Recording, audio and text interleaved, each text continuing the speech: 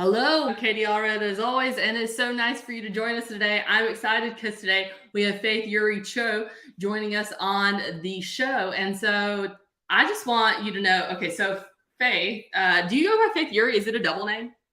Eury is my middle name, but it's also my current name, so I like to keep it out there. Yeah, so, but do you say Faith Eury?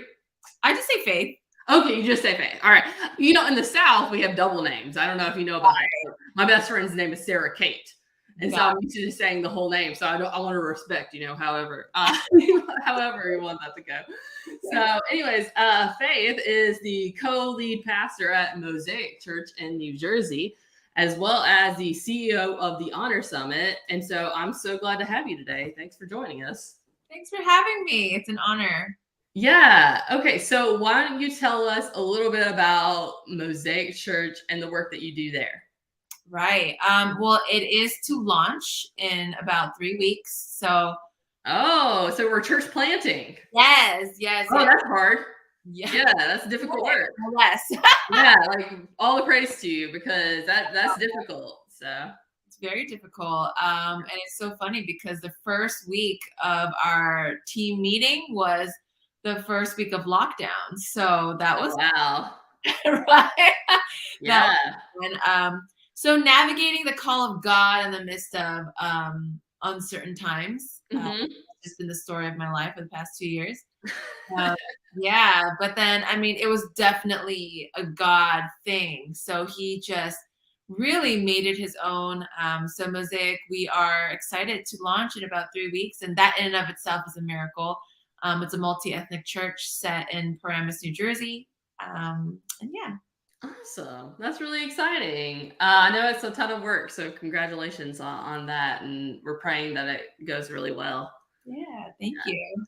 Okay, so, and then also you're the CEO of Honor Summit. So tell us a little bit about what Honor Summit is. Yeah, so it is a nonprofit organization, but it's also a parachurch. So it's a ministry that supports women. But we recently are coming out of a sabbatical season for the Honor Summit just to kind of reframe our vision. Coming into 2022, we really felt led to make it really about honoring the diversity and the female experience in the church. It's to center Asian American women and all women in the mission of God in the church, in the world, and really just honoring the diversity and the female experience and like her identity, her calling, and all that stuff. And so lots of storytelling, lots of workshops, gatherings, discipleship cohorts, things like that. Okay, if people are interested, where can they go to find out more? Because now I'm interested. Oh yeah, I feel like these days the fastest way is Instagram. Sure. Go on the Honor Summit, or Mosaic Church NJ. There's a lot of mosaics out there, so it's Mosaic Church NJ. Yeah. You could also just go to our website, but that's gonna probably take you on a journey. Yeah. So that's www.thehonorsummit.com, and same thing for Mosaic Church NJ. Okay, awesome, cool. Yeah, we have something at Church Communication called She Leads Church, which is a summit around female leadership in the church because it's a tough thing. Yeah. It's something I'm really passionate about too. So I love that we have that in common. So much fun. So why don't you tell us maybe a little bit about your journey, and then we're going to get to the Engage conference. I know that you're speaking at the Engage conference. I'd love to know more about what you're speaking but before that, why don't you tell us a little bit about your journey, how you got to being a co-pastor, lead pastor at Mosaic Church? There's a long version and there's a short. All right, maybe TLDR, I guess. Yeah. It was Yeah. It was just a God thing. I've been in ministry since I was 19 years old. And navigating that has been quite the journey. Going in, my heart was just, I love Jesus. I want to live for Jesus. All I want to do is think about Jesus, read about Jesus, talk about Jesus. So I thought, simple, go into ministry. Not that simple, is it? Not at all. Especially Yeah. in such But a I told no a lot. I'm sorry. yeah, it's just a changing world too. Like, Yeah. 17 years ago was, it's like a different world than it is today.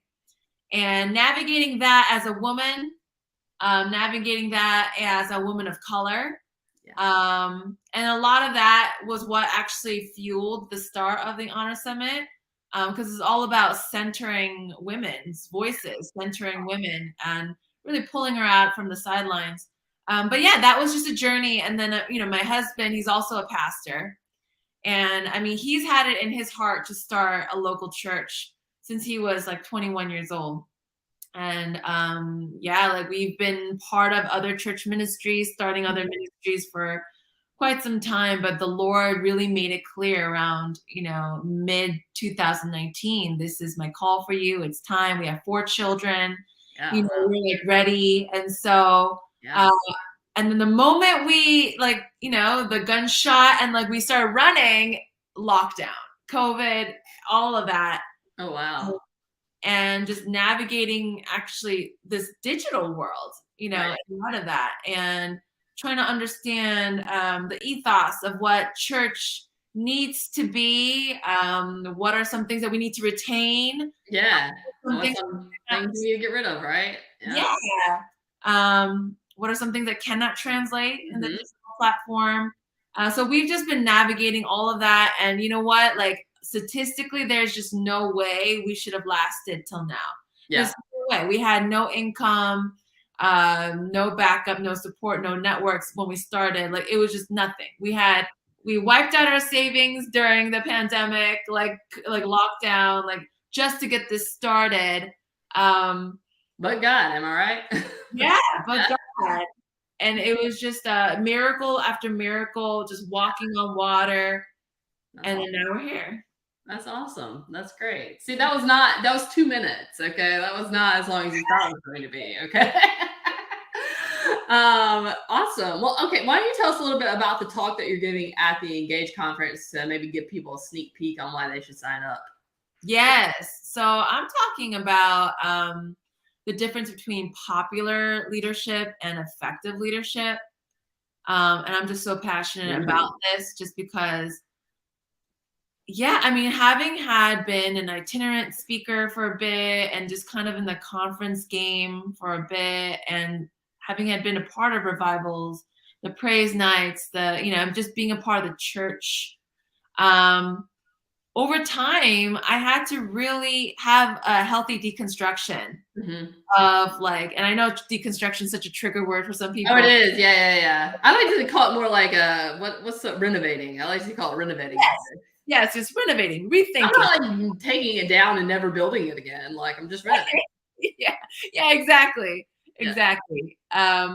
So just to even process, like, what are we doing here? And my filter for everything is just, when I see Jesus face to face, would I be able to be confident in what I'm bringing to the table? Yeah.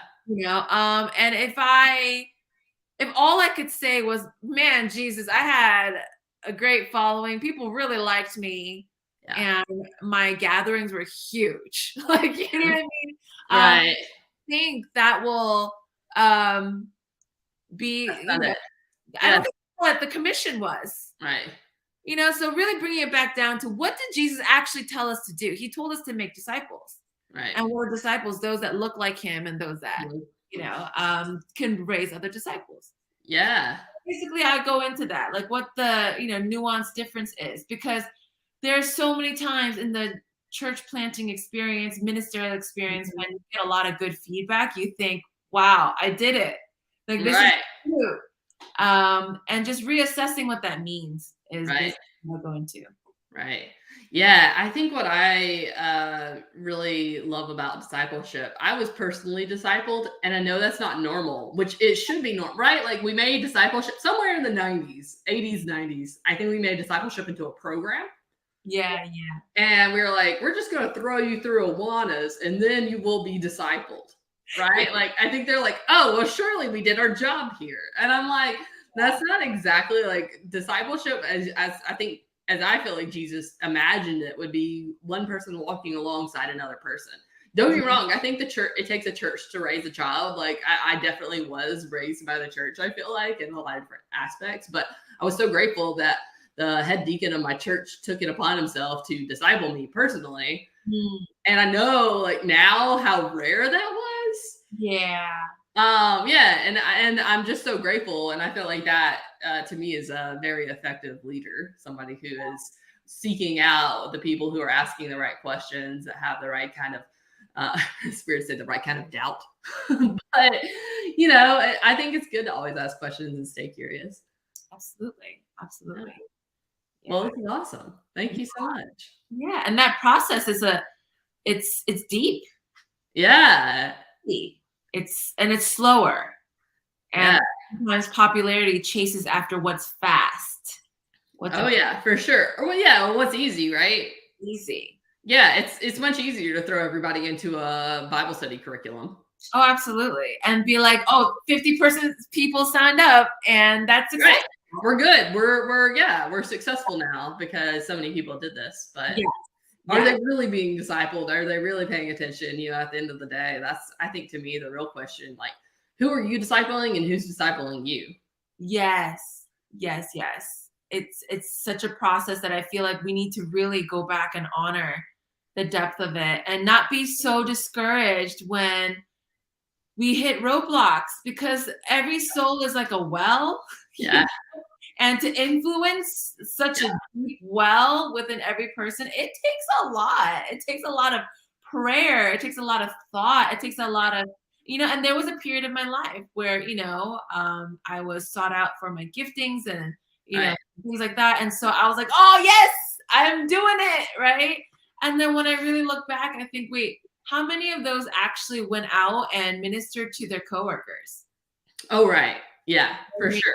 Or how many people like have actually reached, like, have had a gospel conversation with someone outside of their church circle? Oh my gosh, yes. Right? Like, I feel like we've created bubble churches, I like to say. Like, we are just people, we're just Christian swapping, we're church swapping. Like, we're just wanting to target more Christians. Yeah. And that's not what Jesus, like, he was like, no. Like, he was like, go to the streets. Like, we need you to go to like the places where people actually are. Yeah. And I want you to just create relationships. Don't be weird about it. Yeah. He's like, don't throw the Bible at them. Don't, you know, like to me, like he didn't start with that, right? He started with meeting people where they were, create a relationship. And in that relationship, life change happened.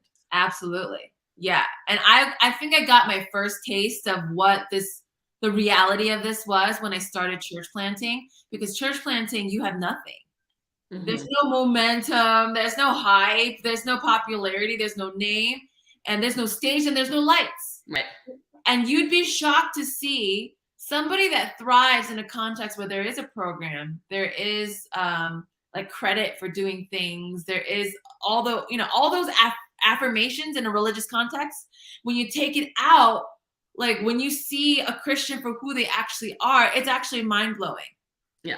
And there are times when I had to really go back and like just really humbly look at the fruit and realize, wait, this isn't as strong a fruit as I thought it would be, you know? Yeah. And just really reassessing that. Right. And it's okay to cut off the branches. Yeah. I think that's something that, I mean, obviously Jesus spoke of, but like, I think it's harder to do, right? You're like, like this program will work. Like these things will reach people. And then to be like, no, they're not really doing that, you know? And so it's okay for us to cut them off and to start over and start something new. Yeah, for sure. Yeah. Well, awesome. I know that we already kind of told people where they can connect with you, but is there any other places that you would like to for them to connect with you if you want them to follow you or whatever? I think Instagram is the easiest way. I feel like these days no one even exchanges business cards anymore. There's like Instagram here. Instagram. Yeah, Faith Eury Cho. That's where you'll find me. Awesome. Okay, incredible. Well, thank you so much for taking the time this morning to speak. I really appreciate it. Absolutely. It was a pleasure.